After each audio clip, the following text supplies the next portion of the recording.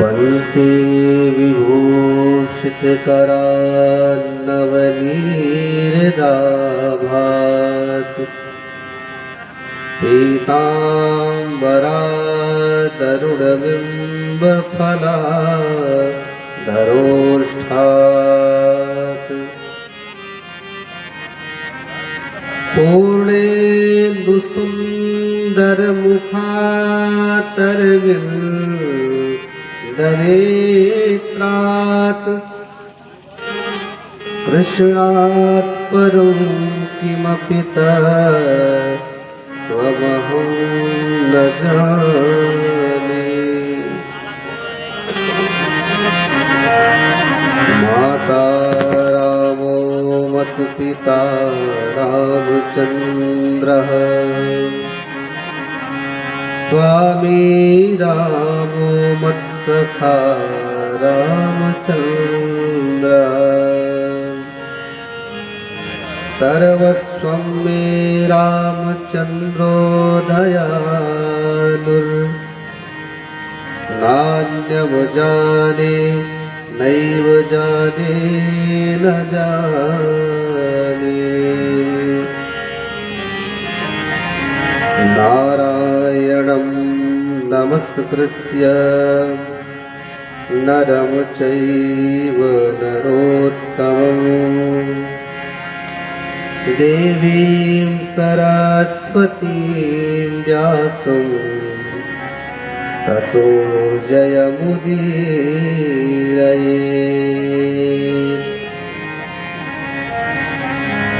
देवी सुरेश्वरि भगवति गंगे त्रिभुवनतारिणि तरल तरंगे शंकर मौली बिहारिण विमले मम मतिरास्तां तव पद कमले। श्री सीतानाथ समारंभां श्रीरामानन्दार्य मध्यमाम् अस्मदाचार्य पर्यन्ताम् वन्दे श्रीगुरुपरम्पराम्। गौराङ्गं रसमयं नित्यं रसाचार्य रसोत्सुकम् श्रीराम हर्षणदेवाख्यं सद्गुरुं प्रणमाम्यहम्।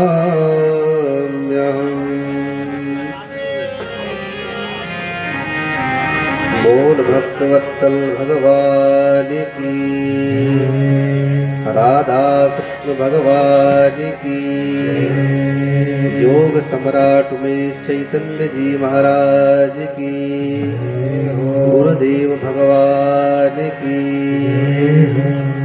हनुमान जी महाराज की, गंगा मैया की। परम मंगलमय भगवत स्वरूप श्रीमद् भागवत महापुराण समागत समस्त विद्वद वृंद एवं भक्तमती माताएं एवं बहनें, जो अकारण करुणा वरुणालय हैं, जो भक्त वांछा कल्पतरु हैं, ऐसे भक्त मनहारी श्री बांके बिहारी के पावन चरणों में प्रणाम करते हुए उपस्थित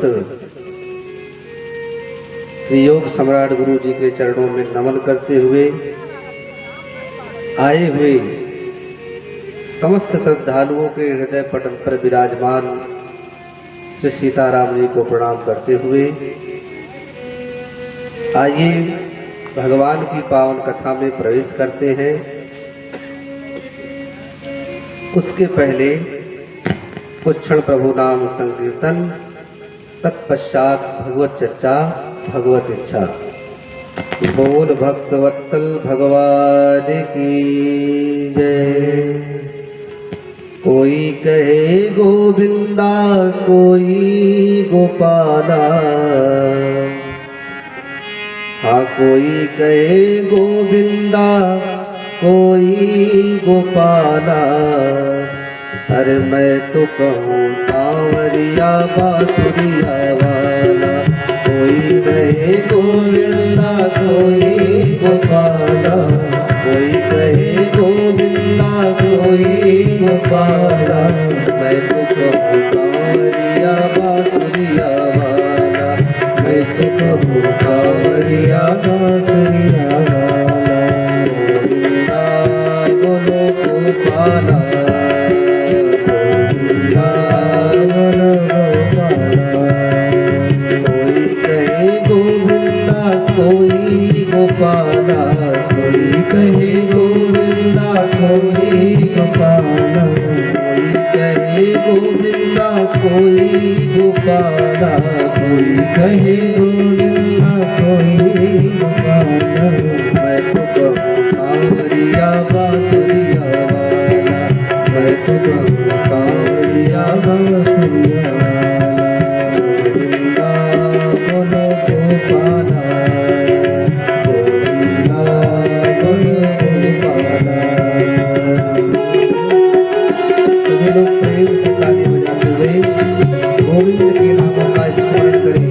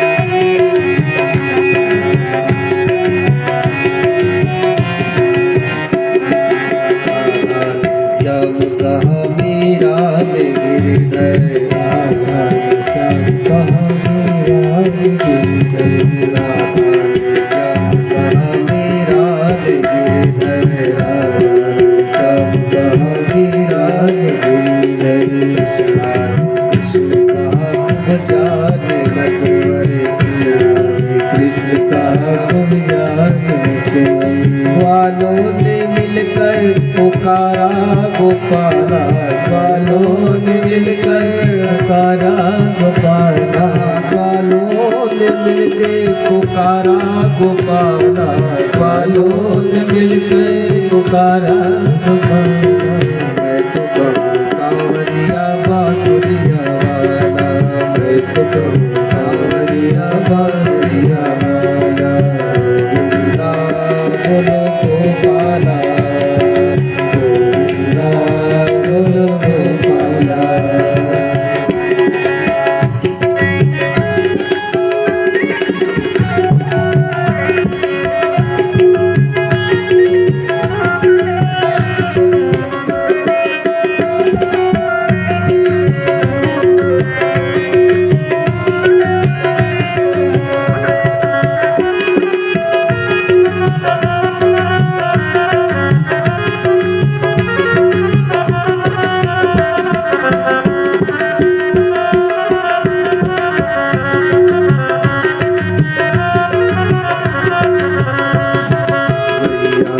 कहती है तुमको कन्हैया, मैया तो कहती है तुमको कन्हैया।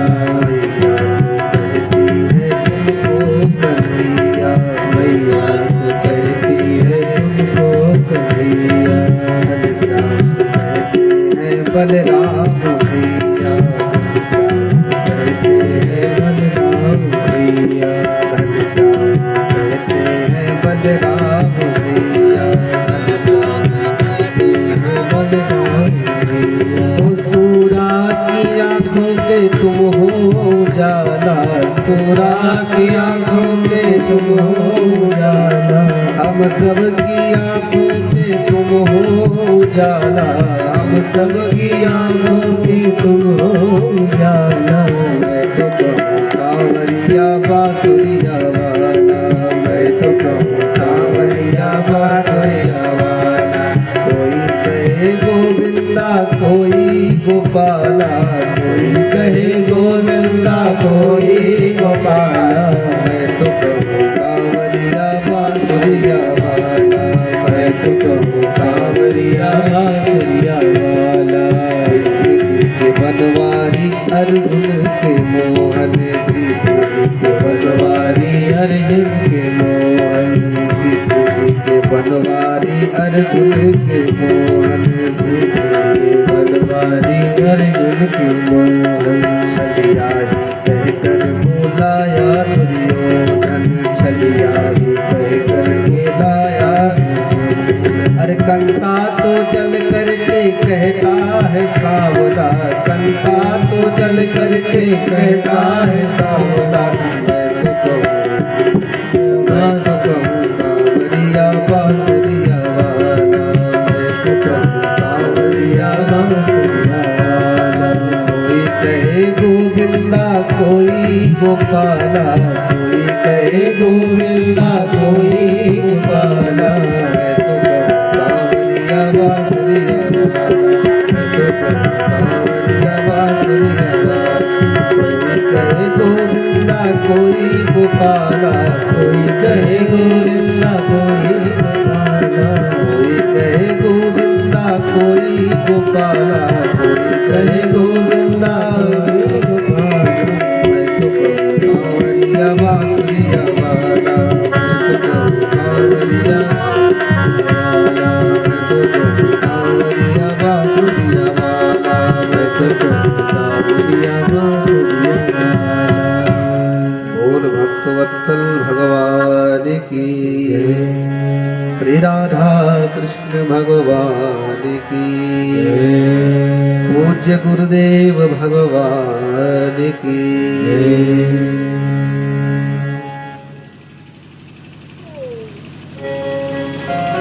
यत्र यत्र रघुनाथ कीर्तन,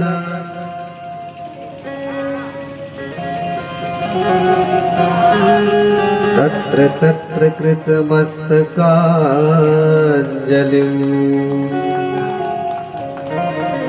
यत्र यत्र रघुनाथ कीर्तनं तत्र तत्र कृतमस्तकाञ्जलिम्। बाष्पवारि परिपूर्णलोचनं मारुतिं नमत राक्षसान्तकम्।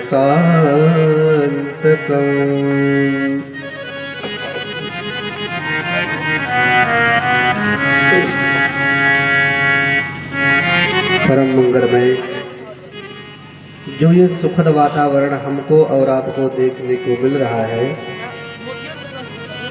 पूज्य गुरुदेव भगवान की कृपा करुणा का यह फलस्वरूप है।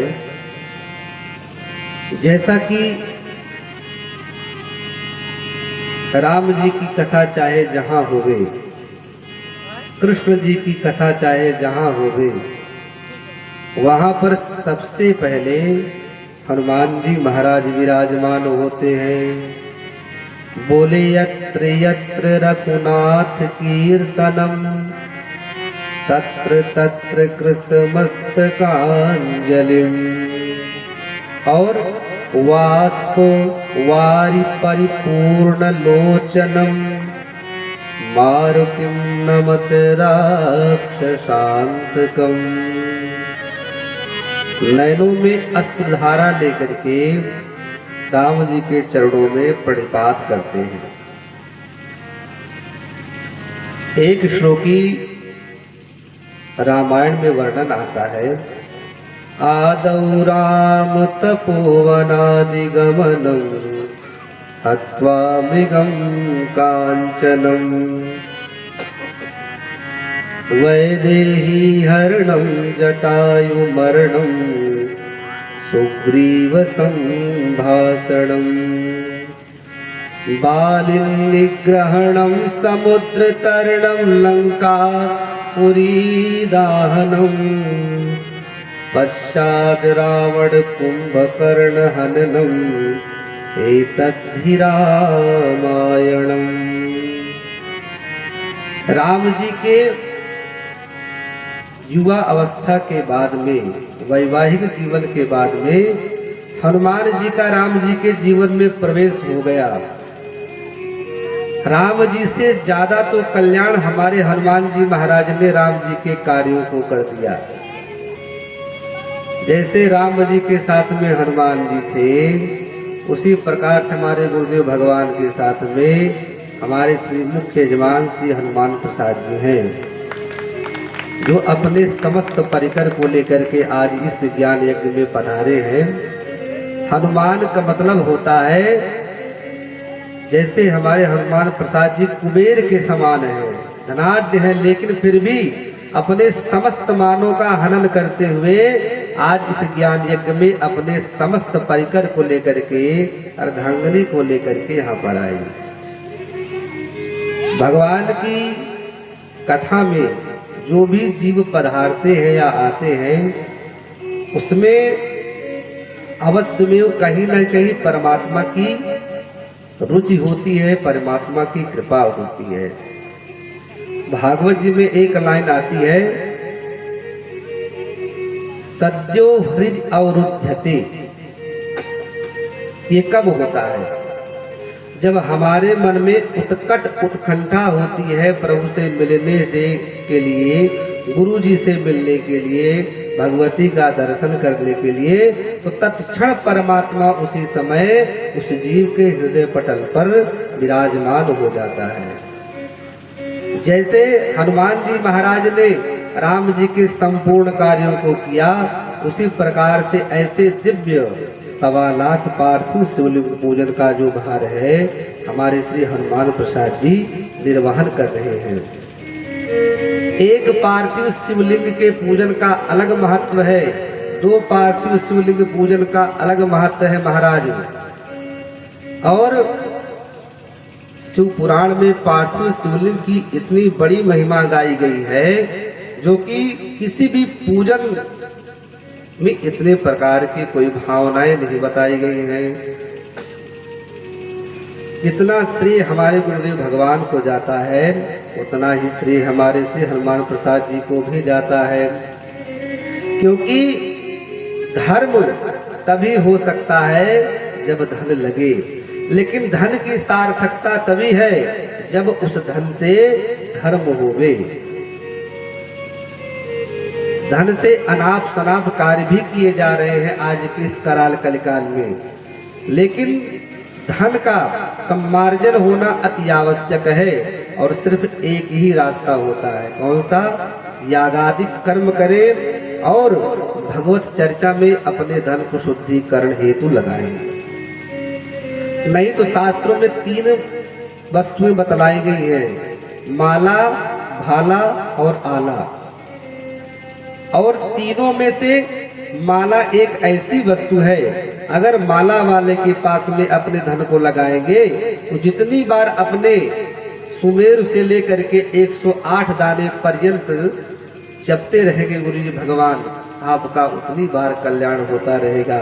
लेकिन कहीं महाराज आला वाले के पास में जाना पड़ गया, डॉक्टर साहब के पास में जाना पड़ गया, धन तो जाएगा और साथ में देह की दुर्गति भी होने लगती है। और इसके बाद भाला।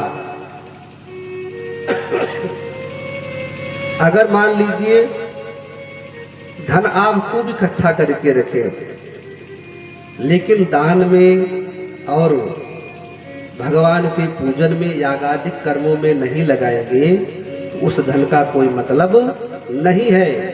या एक दिन कोई चोर उठा करके लेके जाएगा, या तो आपकी जो संतानें होगी उसका उपभोग करेंगी, तो आप किसके लिए इतना मर रहे हैं? धन की 3 गति है, इसलिए तीनों गतियों में सबसे अच्छा क्या है कि धन का हम लोग सम्मार्जन करें और खूब उपभोग करें।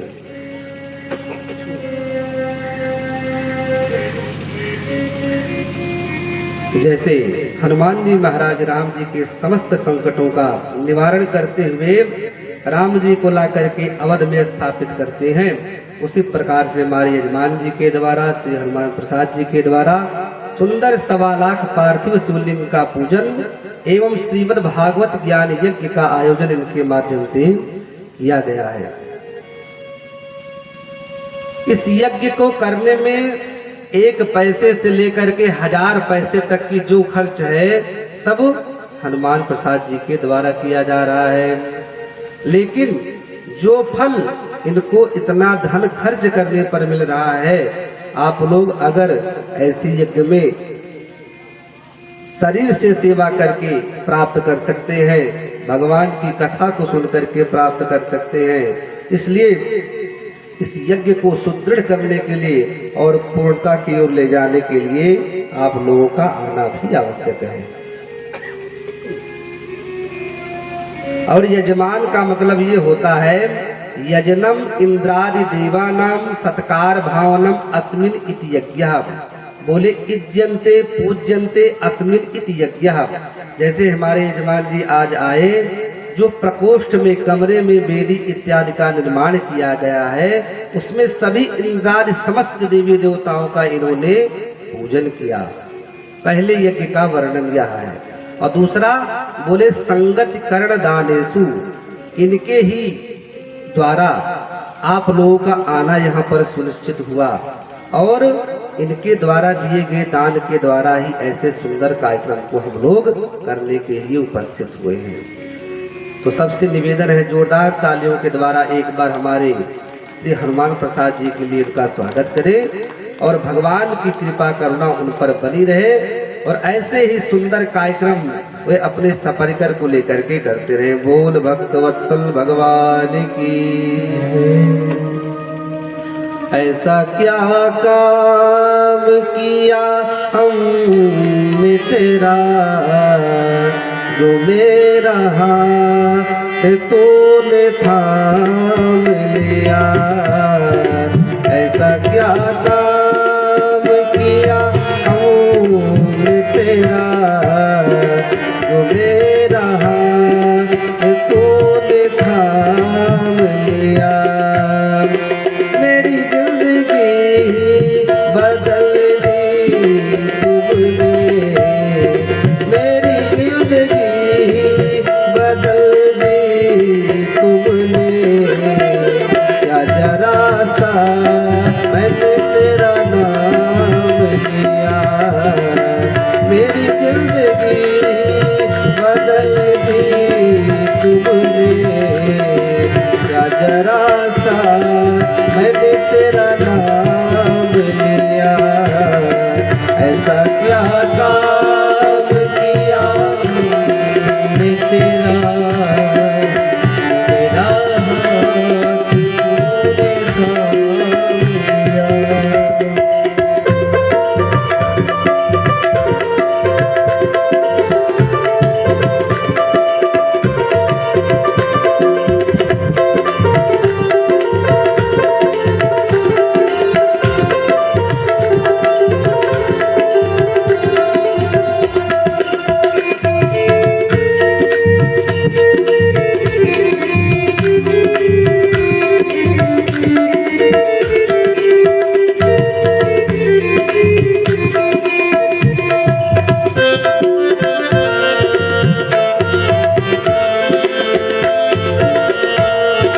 इस जमाने में मैं अकेला था, इस जमाने में मैं अकेला था। तेरी माया के फल में मेला था। इस जमाने में मैं अकेला था। तेरी माया खेला था, तेरी माया के रंग में खेला था। तेरी माया ना सताएगी मुझे, तेरी माया ना सताएगी मुझे। तूने जो मुझे अपना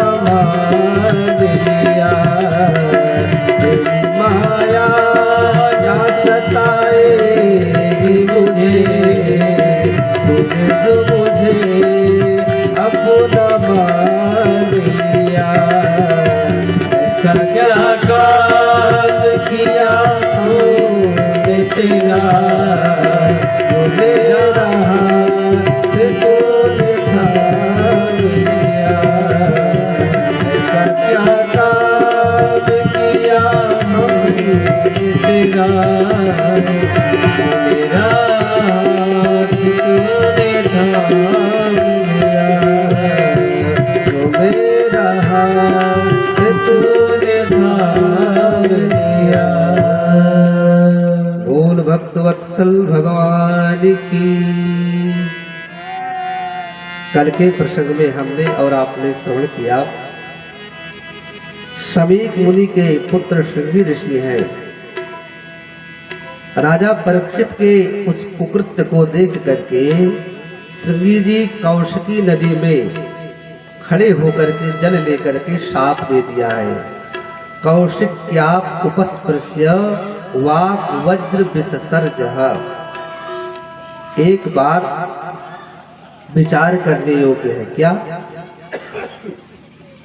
जब परीक्षित को अस्त्र से भय था, कब? अश्वत्थामा को जब ये पता चला कि परीक्षित के ऊपर अश्वत्थामा ने बाणों का प्रहार कर दिया है, तो प्रभु ने श्री हरि श्री कृष्ण ने अस्त्र को लेकर के परीक्षित का रक्षण किया था। और आज परीक्षित के ऊपर वाक रूपी वज्र का प्रहार है, तो आज भगवान श्री हरि वाक रूपी वचनों को लेकर के सुखदेव के रूप में प्रकट होते हैं। बोल सुखदेव भगवान की। इत लंघित मर्यादम तक्षका सप्तमे हनि। साप मिल गया है परीक्षित, तुझको आज से 7वें दिन तक्षक आएगा और काटेगा और तुम भस्म हो जाओगे। जब परीक्षित जी महाराज आज अपने राजभवन में आते हैं, तो जरासंध का जो मुकुट है उसको जैसे उतारते हैं, तो उनको पुनः भान हो जाता है, मैंने तो आज बहुत नीच कर्म किया है। अहो मया नीच मनार्यवत् कृतम। कृतम बोले नीच कार्यम, नीच कर्म किए हैं, इसलिए आज परीक्षित जी को कष्ट हो रहा है। क्यों कष्ट हो रहा है? जिन परीक्षित के राज्य में गौ, ब्राह्मण, ग्रंथ, गीता, गायत्री रक्षित थे महाराज, आज उन्हीं परीक्षित जी के राज्य में एक ब्राह्मण का परीक्षित जी के ही द्वारा अपमान हो गया। इसलिए आज परीक्षित जी महाराज बहुत उदास हैं, और उदास होकर के समस्त राजपाट के वैभव रूपी जो वस्त्र है, सब श्रृंगार है, सबका त्याग करके श्वेत रंग का वस्त्र पहन करके, वलकल वस्त्र धारण करके आज मन में कष्ट लेकर के, आज दुखित होकर के आज परीक्षित अपने राजभवन का त्याग करते हुए पुनः सुखताल में आकर के विराजमान होते हैं। जब ये पता चलता है महात्माओं की हमारे सम्राट को शाप मिल गया है कि आज के 7वें दिन हमारे सम्राट नहीं रहेंगे, तो सारे महात्मा आज एकत्रित हो जाते। कौन कौन से महात्मा? अत्रि वसिष्ठा श्रवण शरद्वान अरिष्टनेमि भृगुअंगिराश्च। आज परीक्षित के पास में अत्रि जी आ गए, वशिष्ठ जी आ गए, शरद्वान जी आ गए, और भृगु जी, अंगिरा जी, अत्रि जी सब आज एकत्रित हो गए। वशिष्ठ जी तो सुखदेव जी के न जाने कितनी पीढ़ी के पहले के हैं, लेकिन इतने सारे महात्मा आज उपस्थित हो गए, फिर भी परीक्षित को कोई संतुष्ट नहीं कर पाया। कोई महात्मा कहता, परीक्षित तुमको मरने का भय है तो तुम क्यों ना महामृत्युंजय का जप करवा लो। जिसको जो कुछ भी साधन दिखता वो बतलाने लगता। लेकिन सब ब्राह्मण आपस में बात कर ही रहे थे कि परीक्षित के लिए क्या करे जिससे परीक्षित जैसे सम्राट को सदगति मिले। तो वही आज श्री हरिनारायण सुखदेव के रूप में प्रकट होते हैं। तत्राभवत भगवान व्यास पुत्र यदृक्षया गामट मानोनपेक्षा अलक्ष्य लिंगो निज लाभ तुष्टा वृतस्य बालैरवधूत वेशा। स्वरूप कैसा है? व्यास जी लिखते हैं तत्राभवत भगवान व्यास पुत्र। आज ये नहीं लिख रहे कि व्यास पुत्र सुखदेव, तत्राभवत भगवान व्यास पुत्र, अर्थात आज भगवान व्यास जी के पुत्र के रूप में स्वयं प्रकट हुए हैं। और यदिच्छया कामट मानोनपेक्षा अलक्ष्य लिंगो निज लाभ तुष्टा।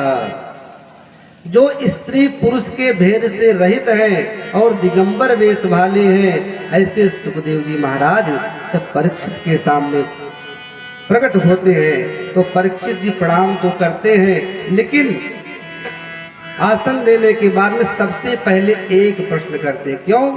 परीक्षित के सामने आज एक कष्ट है। क्या है?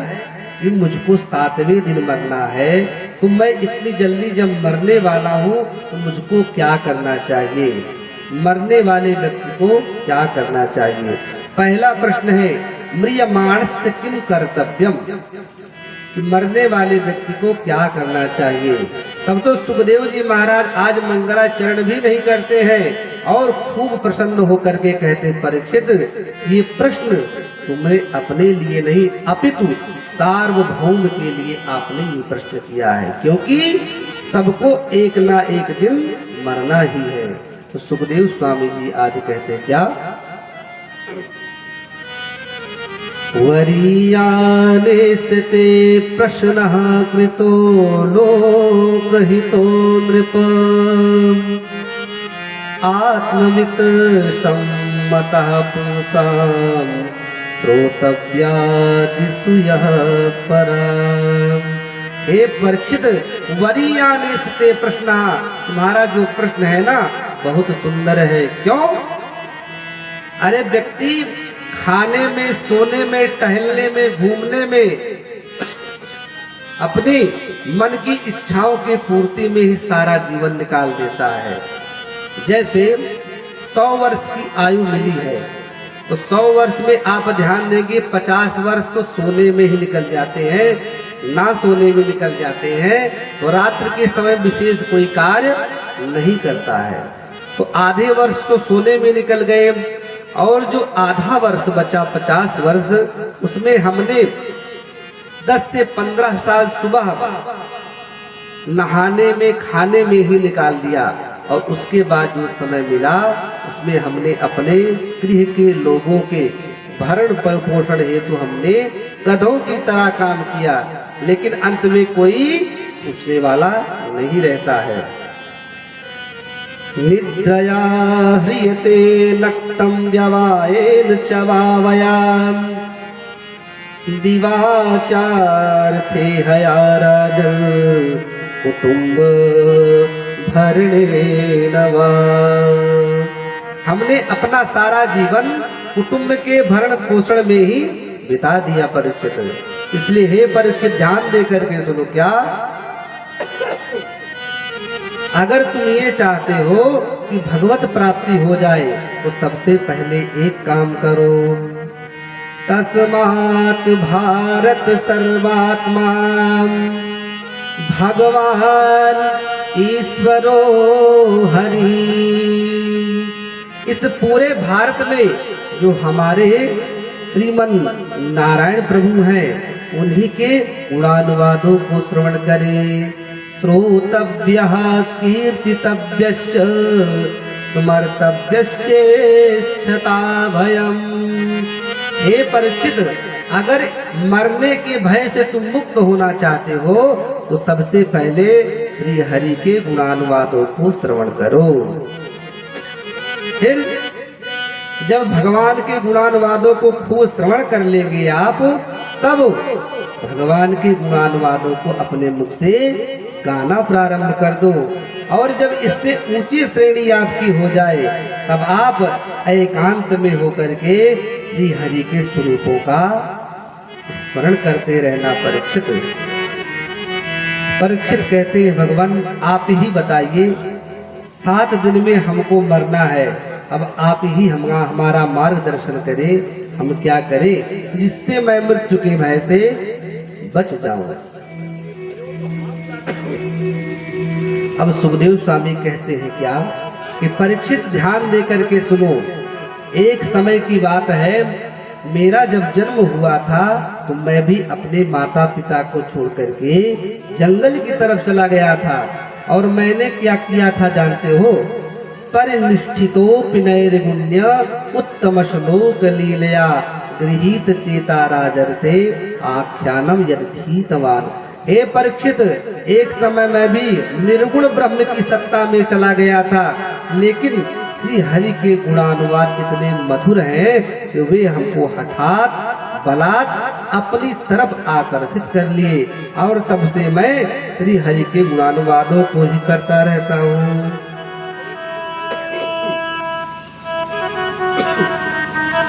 और तो और परीक्षित, तुम्हारे ही वंश में एक खटवांग नाम के राजा हुए थे, जिन्होंने 2 मुहूर्त में ही मुक्ति प्राप्त कर ली थी। मुहूर्तात् सर्वमुत्सृज्य गतवान अभयम हरि। राजन, जब वे 2 घड़ी में अपने मुक्ति का मार्ग पा सकते हैं, तुम्हारे पास तो 7 दिन का अवसर है। तुम तनिक भी चिंता ना करो, चिंता न करो राजन, चिंता न करो राजन, 7 दिन बाकी अभी, घड़ी भर में परलोक प्राप्त होता है। हे राजन, तुम तनिक भी चिंता ना करो, 2 मुहूर्त ही काफी होते हैं जीव के सदगति के लिए। तुम्हारे पास तो 7 दिन है। लेकिन परीक्षित, कुछ बातें ऐसी हैं जिनको अगर ध्यान में दे करके करोगे तो आपकी मुक्ति अवश्य हो जाएगी। कौन कौन सी? सबसे पहले सुखदेव स्वामी कहते हैं, परीक्षित, जितासनो जित श्वासो जित संगो जितेन्द्रियः स्थूले भगवतो रूपे मनः संदारे धिया। हे परीक्षित, तुम जिस परमात्मा को प्राप्त करने के लिए चाहते हो ना, सबसे पहले आसन सिद्ध करो, और जब आपका आसन सिद्ध हो जाए फिर श्वास पर नियंत्रण करो। श्वास पर नियंत्रण कैसे होगा? प्राणायाम के माध्यम से 2 मिनट रुको, 3 मिनट रोको श्वास को, फिर 4 मिनट रोको। ऐसे जब तुम्हारे आसन सिद्ध हो जाएंगे और प्राणायाम सिद्ध हो जाएंगे तो स्थूले भगवतो रूपे मनः संधारे धिया। जब तुम्हारा आसन सिद्ध हो जाएगा, प्राणायाम सिद्ध हो जाएगा, तो तुम भगवान के स्थूल रूप का ध्यान कर सकते हो परीक्षित। लेकिन सबसे पहले आसन तुम्हारा शुद्ध होना चाहिए। भगवान के 2 प्रकार के ध्यान है, एक स्थूल ध्यान है, एक सूक्ष्म ध्यान है। और इसके बाद कहते हैं परीक्षित, भगवान अपने मुखार बिंद से कहते हैं कि जो भी व्यक्ति अगर आसन को सिद्ध कर लेगा, प्राणायाम कर लेगा, वो किसी भी वर्ण का होगा, मैं उसको मिल जाऊंगा, क्योंकि सबसे ज्यादा मुझे मानव प्रिय है। सब मम प्रिय सब मम उपजाए, सब मम प्रिय सब मम उपजाए, सबसे अधिक मनुज मोहि भाए, सबसे अधिक मनुज मोहि भाए, सब मम प्रिय सब मम उपजाए,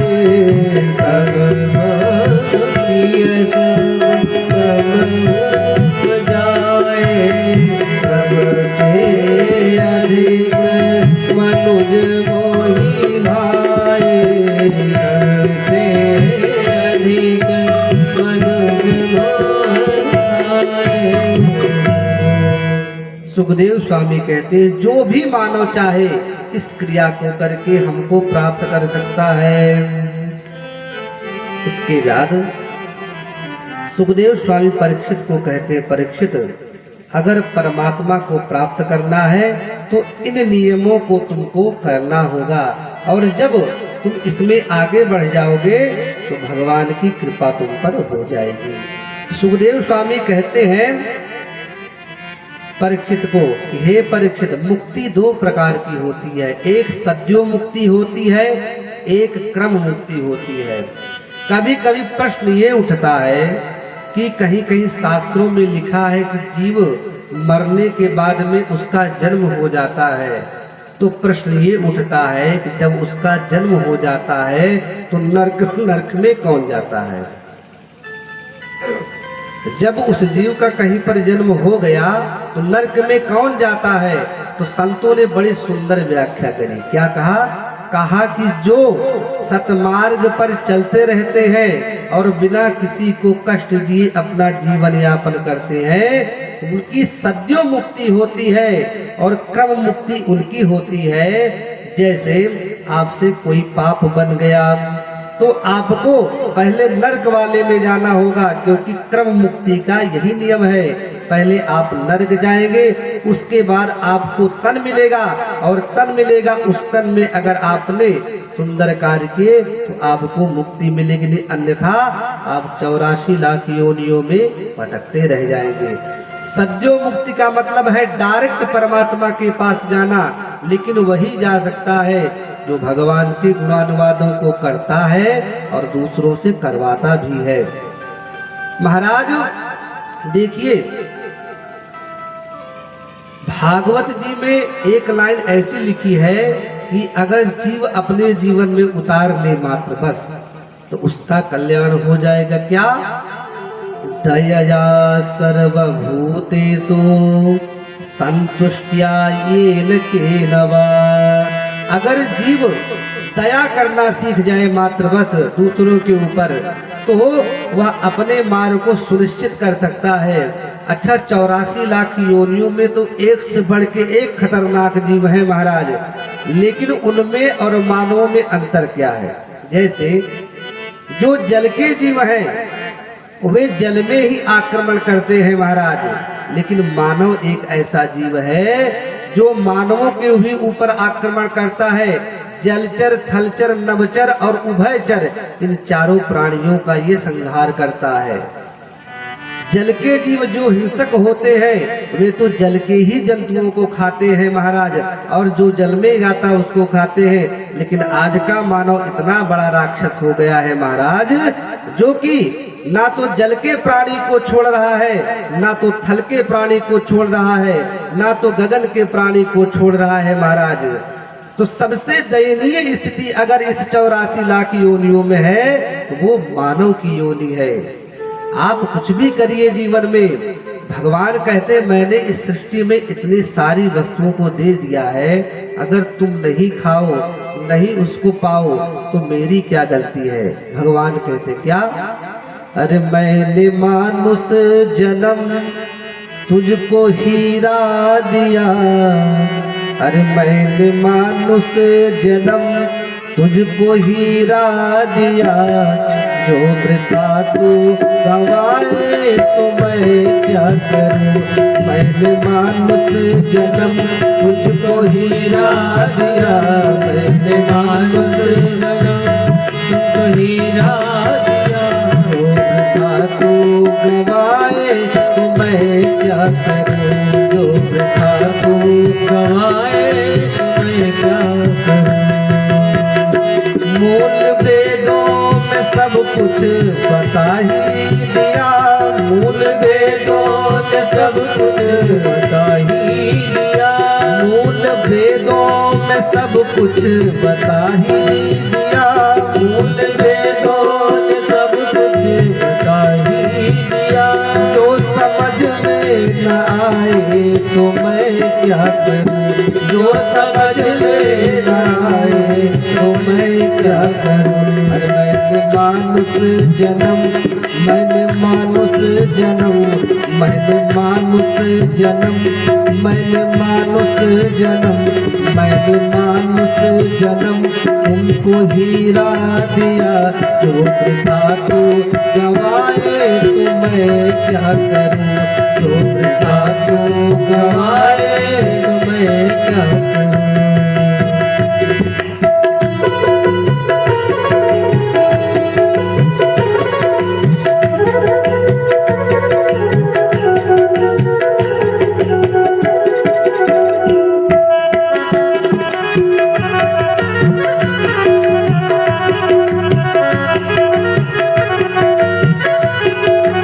और भैया आज अगर अपने मार्ग से कोई भटक रहा है तो सबसे पहला नंबर है ब्राह्मण का और दूसरा नंबर है क्षत्रिय का। बाकी सब अपनी जगह पर ठीक है, अगर बर्बाद हो रहे इस जगत में सबसे पहला ब्राह्मण और दूसरा क्षत्रिय। ये अपने धर्म से पदच्युत हो चुके हैं महाराज, और ना तो ये मानों में रह गए हैं, ना तो ये दानों में रह गए, न जाने कौन सी श्रेणी में है। अन्न दूधा दिखाने को मैंने दिया, अन्न दूधा दिखाने को मैंने दिया, अन्न दूधा दिखाने को मैंने दिया, अन्न दूधा दिखाने को मैंने दिया, मेवा मिष्ठान भी मैंने पैदा किया, मेवा मिष्ठान भी मैंने पैदा किया। अगर मांस खाए तो मैं क्या करूं, तो अगर मांस खाए तो मैं क्या करूं, तो अगर मांस खाए तो मैं क्या करूं, तो अगर मांस खाए तो मैं क्या करूं। वो अन्न दूधा दिखाने को मैंने दिया, अन्न दूधा दिखाने को मैंने दिया, मेवा मिष्ठान भी मैंने पैदा किया, मेवा मिष्ठान भी मैंने पैदा किया। तू अगर मांस खाए तो मैं क्या करूं, तू अगर मांस खाए तो मैं क्या करूं, तू अगर मांस खाए तो मैं क्या करूं, तू अगर मांस खाए तो मैं क्या करूं। मैंने मानुष जन्म तुझको हीरा दिया, मैंने मानुष जन्म तुझको हीरा दिया, वृथा तू गवाए तो मैं क्या करूं, वृथा तू गवाए तो मैं क्या करूं। दीन दुखियों के दिल को सताने लगा, दीन दुखियों के दिल सताने लगा, दीन दुखियों के दिल को सताने लगा, दीन दुखियों के दिल को दुखाने लगा। रात दिन पाप में मन लगाने लगा, रात दिन पाप में मन लगाने लगा। तुमने जैसा किया वैसा पाने लगा, तुमने जैसा किया वैसा पाने लगा। आज आंसू बहाए तो मैं क्या करूं, आज आंसू बहाए तो मैं क्या करूं। मैंने मानुष जन्म तुझको हीरा दिया, मैंने मानुष जन्म तुझको हीरा दिया, बेटा तू कमाए तो मैं क्या करूं, बेटा तू कमाए तो मैं क्या करूं। मैंने मानुष जन्म तुझको हीरा दिया, मैंने मानुष जन्म तुझको हीरा दिया, तो बेटा तू कमाए तो मैं क्या करूं, जो बेटा तू कमाए तो मैं क्या करूं। हाँ मैंने मानुष जन्म तुझको हीरा दिया, मैंने मानुष तुझको हीरा दिया, जो वृथा तू गवाए तो मैं क्या करूं, जो वृथा तू गवाए तो मैं क्या करूं, जो वृथा तू गवाए तो मैं क्या करूं, जो वृथा तो गवाए तो मैं क्या करूं, जो वृथा तो गवाए तो मैं क्या करूं। बोल भक्त वत्सल भगवान की जय। इसके बाद सुखदेव स्वामी कहते हैं एक सद्युम्र मुक्ति है, एक क्रम मुक्ति है।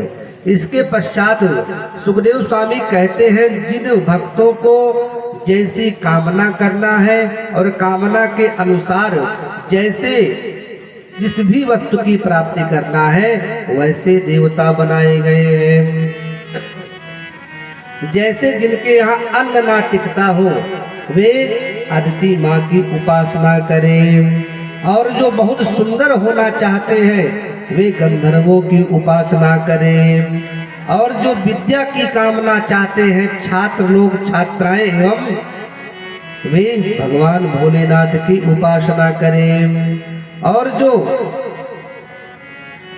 दाम्पत्य जीवन में सुख चाहते हैं वो माता पार्वती की उपासना करें, और जिनको कुछ भी नहीं चाहिए वे श्रीमन नारायण की उपासना करें।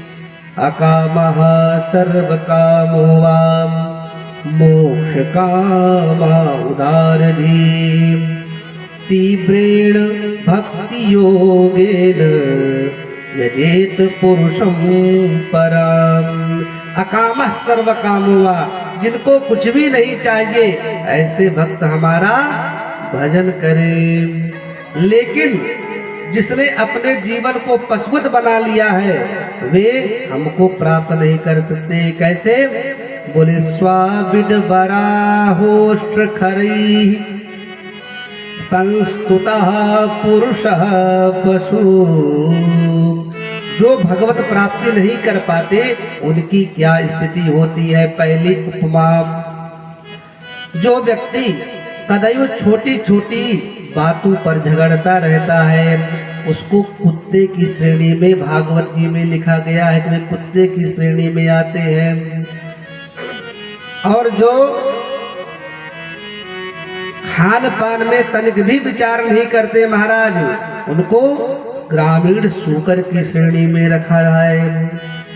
आप विगासों में जाइए, जितनी भी दुकानें लगी है महाराज बिना विचार किए सब पर खाना प्रारंभ कर देंगे। तो जैसे ग्रामीण सूकर विचार नहीं करता मैं क्या क्या खा रहा हूँ, उसी प्रकार से वो मानव है, वो ग्रामीण सूकर के रूप में है। और इसके बाद तीसरी उपमा ऊंट की है। कुछ लोग ऐसे होते हैं समाज में जो धन पा करके एकदम मदान्ध हो जाते हैं और गर्वेण तुंगस्थिरः, वे ऊंट की भांति अपने सर को उठा करके चलते हैं कि मैं बलशाली, मैं धनवान। और चौथी उपमा गधा की देते हैं। किसको? बोले जो व्यक्ति जीवन पर्यंत कमा कमा करके अपने परिवार का भरण पोषण ही करने में लग गया वह गधे के समान है। क्यों? आप विचार करिए, जो लोग गधा पालते हैं जीवन भर उससे काम करवाते हैं, लेकिन क्या अंत में गधे को कोई अवार्ड मिलता है? नहीं मिलता है। तो व्यक्ति भी उसी की तरह है महाराज, जो गधे की तरह पूरा जीवन लगा दिया लेकिन अंत तो गत्वा उसको कहीं कोई सम्मान कोई पद नहीं मिला। तो ऐसे व्यक्ति गधे के समान है। इसलिए सुखदेव स्वामी कहते हैं परीक्षित, जीवन का कुछ ऐसा समय निकालो जिसमें भगवत चर्चा हो जाए, भगवत यज्ञ हो जाए। इस मानव तन में ज्यादा ना कर पावे तो कम से कम एक बार श्रीमद् भागवत की कथा को तो हम श्रवण ही कर सकते हैं। देखिए हमारे ऊपर भी ऋण है। कैसे? देव ऋण, पितृ ऋण और ऋषि ऋण। चौथे में यदा कदा मातृ पितृ ऋण को भी जोड़ लिया जाता है। ठीक है, देखिए ध्यान देकर सुनिए। जैसे माँ पिता ने हमको पैदा किया तो पहला ऋण ये है कि उनकी सेवा करना। और देवताओं का ऋण क्या है? जैसे तीसरे स्कंद में वर्णन आता है कि मद भयाति वाति वातोयम सूर्यस्तपति मद भयात वर्षतेन्द्रो दहत्यग्नि मृत्युशरति मद भयात। जैसे सूर्य भगवान आपको बिना कोई टैक्स लिए प्रकाश दे रहे हैं, तो कुछ ना कर सको तो सूर्य भगवान को एक लोटा जल ही चढ़ा दो। वायु पवन देवता आपको बिना कोई टैक्स लिए सुंदर सुंदर सी हवा देते हैं, तो कुछ ना करो तो उनका स्मरण ही कर लो। इसी प्रकार से ऋषियों की कृपा क्या है, ऐसे सुंदर सुंदर शास्त्र बनाए, ग्रंथ बनाए, जिनको जान करके हम अपने जीवन को परमात्मा की ओर लगा सकते हैं। ये ऋषियों का ऋण है। इस प्रकार से जितने ऋण हैं, उन ऋणों को तो हम पूरा कर नहीं सकते, लेकिन कुछ ना कुछ हम श्रम के द्वारा कर सकते हैं। भगवान ने हमको पैदा किया, सारी विषय वस्तुओं को दे दिया, और उसके बाद भी हम परमात्मा से दूर हो जाए तो इसमें हमारी गलती है।